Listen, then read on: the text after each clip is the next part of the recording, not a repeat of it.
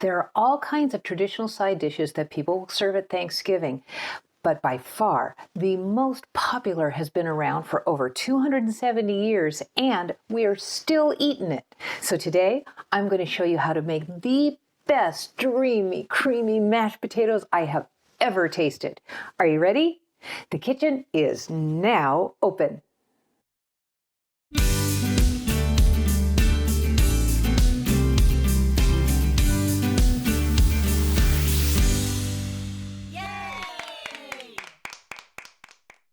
Hi, I'm Deb, and this is my kitchen. Family is built at the dinner table in part because of sharing favorite foods together. And I want to help you to develop your own family favorites with recipes, cooking skills, and even tips on making your table a fun and festive place. So today, I'm going to be following the same basic recipe that our founding fathers would have from a 1747 cookbook with only some minor changes, but they make all the difference. Come on in, let's cook up something good. For your dreamy, creamy mashed potatoes, the ingredients you'll need are 1.5 pounds of russet potatoes, 1/4 cup of half and half, I use fat-free, 2 ounces of butter or margarine, 3/4 teaspoon of salt, 1/4 teaspoon white pepper, and 1 egg yolk. For your tools, you'll need a potato peeler, a large knife, a large saucepan, Dutch oven, or stock pot with lid, a butter knife, a 1 cup liquid measure, a 1/4 teaspoon measuring spoon, a colander, a mixer or potato masher, and a small bowl. For 1.5 pounds of potatoes, you're going to want 4 to 5 medium-sized potatoes. If they're much larger than this, back it off to 3 or 4. Now, in the 1747 recipe by Hanna Glasse, she recommends boiling your potatoes, skin it all in the pot, and then when they're done, then peel the skin and chop them up. I don't like that idea. I don't want to handle a hot potato. Instead, I go ahead and peel them first and then chop them up and boil them that way. So I've already peeled a couple of them here, and I'm going to show you how I like to chop them the lengthwise, and then I turn it and cut it lengthwise again. So I've got these 4 spears of potatoes, and then I'm just cutting them into small cubes. By cutting them small like this, they'll cook faster. Those go in the pot, and then I'm going to go ahead and peel the other 3 and chop them all up and get them all in the pot, and then I'll see you over at the stove.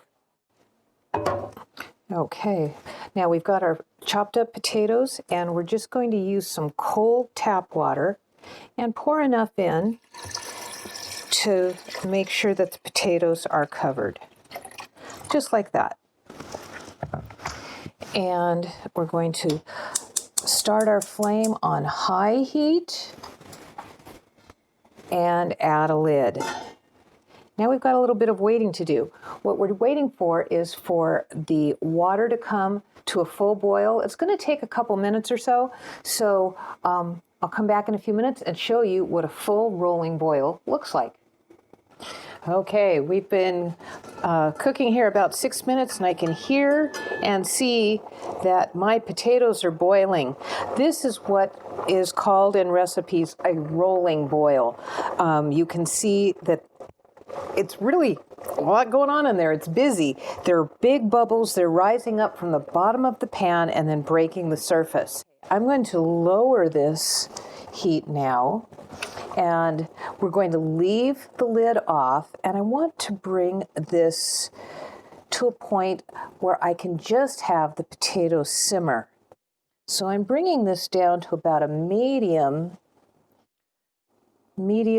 medium heat, and you can see that there are still bubbles breaking the surface, but it's not all agitated like it was when it was that rolling boil. So a simmer, what you're looking for are smaller bubbles still coming up from the bottom of the pot and breaking the surface lightly. So we have this now at a simmer. I'm going to leave the lid off. I'm going to set my timer for 15 minutes, and we're going to come back and check. I'll bet they'll be done. Okay, our 15-minute timer has gone off, and we're going to go ahead and test one of these. I'm going to poke it with a fork, bring it out to a plate, and give it a mash. I'd say that mashes pretty easily. I think we're done. So I'm going to go ahead and take this pot over to the sink. And we're going to go ahead and drain these into the colander.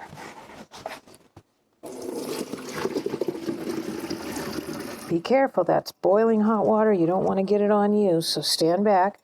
And we're just going to let them drain for a moment. While they're doing that, we're going to go ahead and add our other ingredients. So here are some differences between our recipe and the 1747 recipe. She used milk. I'm using fat-free half and half. It's very rich and thick and creamy, which is part of what makes it terrific. And then also, this is kind of funny, we are using 2 tablespoons of butter. Our 1747 cook used a half a pound. In other words, 2 full sticks instead of 2 tablespoons. It was probably really amazing. But I'll tell you, these are really amazing too. In fact, they're probably drained by now, so I'm going to go ahead and bring them back. Add these nice hot potatoes to our pot with the butter and cream.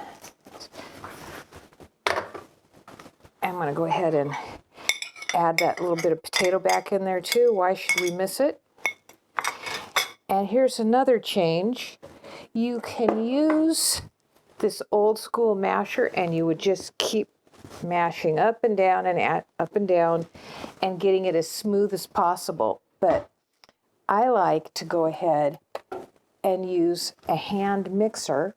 Please excuse the noise, but it's going to mash them up very quickly and make them light and fluffy. Here we go.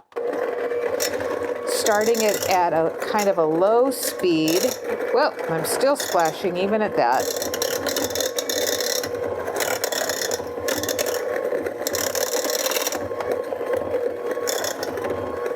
And that butter is melting as we go. And the half and half is mixing in. I can still see a few lumps. So now that the liquid is mixed in and it's not going to splash anymore, I'm going to go ahead and take this up to full speed and give them a really good whip.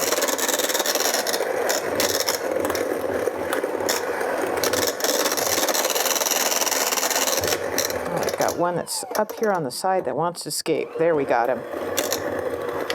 Okay, and now couple more things. We're going to add our salt. And her recipe called for black pepper. You can certainly use black pepper. It's great. It tastes wonderful in here. I'm choosing to use white pepper because it gives that same lovely flavor without putting those black flecks in my potatoes. So I'll mix those in real quickly. And the last thing, this is really the secret weapon to making these rich and creamy potatoes. I have a whole egg. I'm going to crack it. Do you ever believe you'd put egg in potatoes? I'm going to separate the egg. Reserve the white to use for something else, and this yolk alone is going in. I'm going to whip it quickly so it doesn't cook. I don't want scrambled eggs in my potatoes. And look what's happening. Look at the color of the potatoes. It's taking on a nice yellow hue, and it's adding that egg adds a beautiful creaminess and richness that I never realized you could get with mashed potatoes. So I'm going to go ahead and get a serving bowl. We're going to go ahead and scoop them out and show you the finished product. If you'd like to see the book and original recipe by Hanna Glasse, check out the link in the description below.